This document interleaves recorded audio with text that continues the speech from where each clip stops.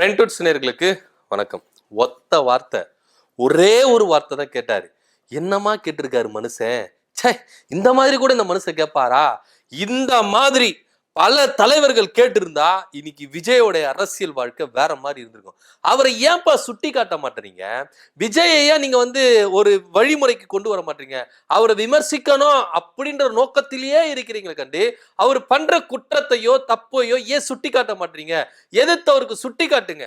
விஜய் அண்ணே, இந்த மாதிரி தப்பு பண்றீங்க, இந்த மாதிரி செயல்களில் ஈடுபடுறீங்க, இதெல்லாம் தப்பு, அரசியல் வாழ்க்கையில இப்படி எல்லாம் இருக்கக்கூடாது அப்படின்னு இந்த தலைவர் மாதிரி எடுத்து சொல்லுங்கப்பா அப்படின்னு எடுத்துக்காட்டா ஒரு வார்த்தை சொல்லி இருக்கிறாரு அண்ணன் அண்ணாமலை அவர்கள். அப்படி என்னதான்பா சொன்னாரு?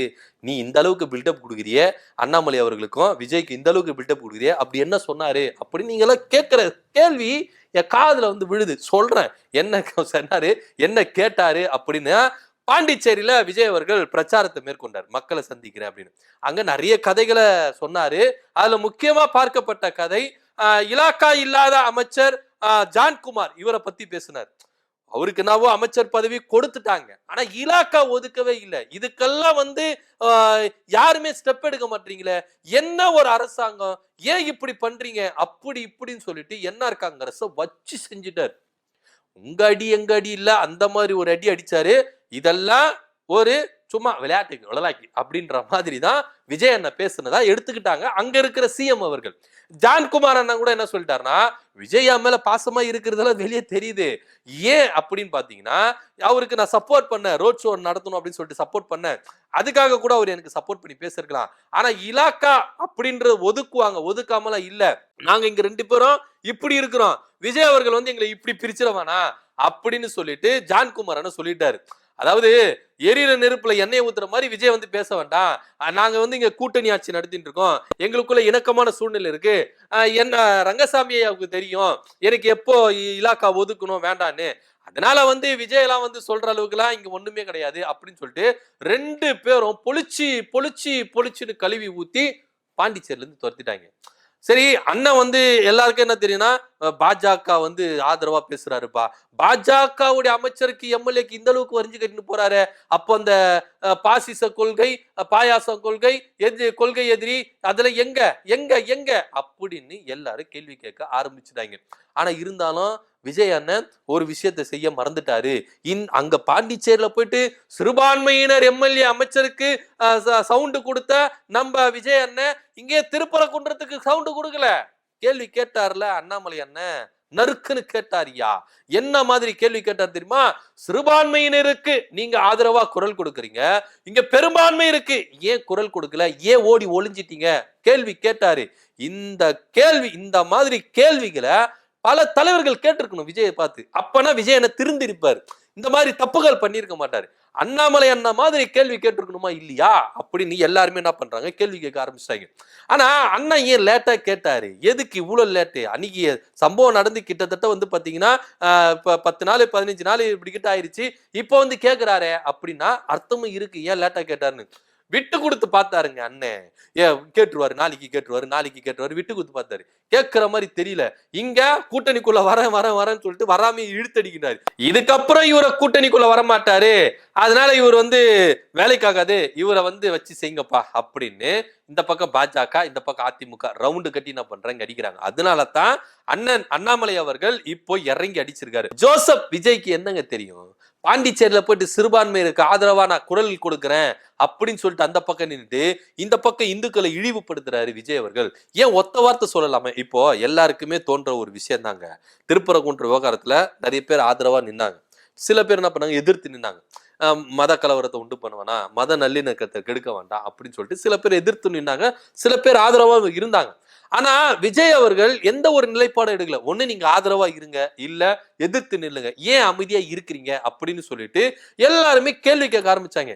இந்த மனுஷன் எதனா ஒரு அறிக்கைனாச்சுன்னா விட்டு இருக்கலாம். இவரு வீடியோ போடுறாரு போடல, இல்ல மேடைகள்ல பேசுறாரு இல்ல, அதெல்லாம் தேவையில்ல, ஒரு அறிக்கை போட்டிருக்கலாம், அப்பா நான் ஆதரவா இருக்கிறேன், இங்க இல்லப்பா நான் எதிர்த்து நிக்கிறேன், எதனா ஒரு அறிக்கை கொடுத்துருக்கான். ஆனா எதுவுமே இல்லாம சைலண்டா இருக்காரு. ஆனா இந்த சைலண்டா நல்லது அப்படின்னு சொல்லிட்டு சொல்ற தலைவர்களும் இருக்கிறாங்க. இப்ப நாஞ்சில் சம்பத் அவர்களா, விஜய் அவர்கள் திருப்பரங்குன்ற விவகாரத்துல அமைதியா இருந்ததுலாம் சரிதான், அவர் அமைதியா இருந்தது தான் நல்லது, அவர் வாயிட்டு இருக்க கூடாது அப்படின்லாம் சொன்னார். ஒருவேளை அவர் வந்து அவங்க கட்சியில இருக்கிறதுனால அவர் விஜய்க்கு ஆதரவா பேசுவார். விஜய் அவர்கள் ஹச் அப்படின்னு தும்முனாலும் எப்ப அவர் தும்முனது கரெக்ட் தான்ப்பா அப்படின்னு சொல்லுவாரு. விஜய் இல்ல அப்படின்னு சொன்னா அவர் சொன்னது கரெக்ட் தான்ப்பா இல்ல அப்படின்னு சொல்லிட்டு அவங்களுக்கு என்ன பண்ண சிங்சாங் அடிக்கணும். அந்த கட்சியில இருக்கிறதுனால அப்படி அடிச்சுதான் ஆகணும், வேற வழியே கிடையாது. ஆனா திருச்சி வேலுச்சாமி காங்கிரஸ் தலைவர்ல ஒருத்தர் அவர் என்ன பண்ணிருக்காரு, விஜய் அமைதியா இருந்து நல்லதுதான் அப்படின்னு சொல்லிட்டு. ஏப்பா நீங்க திமுக கூட்டணியில இருக்கீங்களா இல்ல விஜய்க்கு ஆதரவான ஸ்டாண்ட்ல இருக்கீங்களா அப்படின்ற சந்தேகம் வருதுல. ஏற்கனவே இந்த மாதிரி பிரச்சனைகள் பூதாகரமா கிளம்பிட்டு இருக்கு. டெல்லி காங்கிரஸ் என்ன சொல்லிருச்சு, இந்தியா கூட்டணி தான், திமுக கூட தான் கூட்டணி, இந்த கூட்டணி விவகாரத்தை பேசுறதுக்கு ஐவர் கொண்ட குழுவை போட்டுறோம், மாநில தலைவர் முதற்கொண்டு அந்த குழுல இருக்கிறாங்க, அவங்க டீல் பண்ணிப்பாங்க அப்படின்னு சொல்லிட்டாங்க. ஆனா ஒரு சில தலைவர்கள் இங்க தமிழக வெற்றிகளுக்கு ஆதரவாக பேசுறாங்க, விஜய்க்கு ஆதரவா பேசுறாங்க. வேலுச்சாமியோட பேச்சுக்களை பத்தினா விஜய்க்கு ஆதரவா தான் இருக்குது. ஒருவேளை அவர் காங்கிரஸ்ல இருந்து விலகி தமிழக வெற்றி கழகத்துல போய் சேர்ந்துருவாரா அப்படின்ற ரேஞ்சுகளை இறங்கி பேச ஆரம்பிச்சிட்டாங்க. அது அந்த இணைப்பு நாளைக்குள்ள நடக்கிறதுக்கான வாய்ப்புகள் இருக்கு அப்படின்னு பேசுறாங்க. அது வேற கதை, நம்ம அதுக்குள்ள போக வேண்டாம். அப்படியா இருக்கும் பொழுது அவர் அமைதியா இருந்தது தாங்க நல்லது அப்படின்ற ஒரு ஸ்டாண்டு வேலுச்சாமி முதற்கொண்டு சொல்றாங்க. சோ இப்படியேதான் விஜய் அவர்கள் இந்த திருப்பரங்குன்ற விவகாரத்துல அமைதியா இருந்தது சரி அப்படின்னு பேசிக்கின்னு இருக்கிற டைம்லயே அண்ணன் அண்ணாமலை அவர்கள் அவர் பேசாம இருந்தது தப்புங்க. பாண்டிச்சேரியில போயிட்டு சிறுபான்மையினருக்கு ஆதரவா பேசுறாரு. இங்க தமிழ்நாட்டுல திருப்பரங்குன்றத்துல அவர் இந்துக்களுக்கு எதிராக நிக்கிறாரு. அவர் ஏன் ஸ்டாண்ட் எடுக்கல? விஜயோட வருவால சிறுபான்மையினர் வாக்குகள் எங்களுக்கு கிடைக்காது அப்படின்னு நிறைய பேர் சொன்னாங்க. அது முற்றிலும் போய். அந்த வாக்கெல்லாம் திமுகவுக்கு தான் கிடைக்காது, எங்களுக்கு கிடைச்சிரும். விஜய் வந்து ஒரு மாய பிம்பங்க. இப்படி இருக்கிற மாதிரி அப்படி போயிடுவாரு, நிரந்தரம் கிடையாது. அவருடைய அரசியலுடைய அவருடைய நடவடிக்கையும் அவர் முன்னெடுக்கிற அவருடைய கொள்கையிலும் சுத்த வேஸ்ட். பாண்டிச்சேரியில ஒரு பேச்சு, இங்க தமிழ்நாட்டுல ஒரு பேச்சு அப்படின்ற மாதிரிதான் இருக்கு. அதனால அவருடைய பேச்சு எடுப்படாது. மக்கள் ரொம்ப தெல்ல தெளிவா பாத்துக்கிட்டு இருக்காங்க. யார இங்க சூஸ் பண்ணணும் அப்படின்றதும் மக்களுக்கு தெல்ல தெளிவா தெரியும் அப்படின்னு சொல்லிட்டு விஜய வச்சு வச்சு வச்சு வச்சு வதம் செஞ்சிருக்கிறாரு அண்ணாமலை அவர்கள்.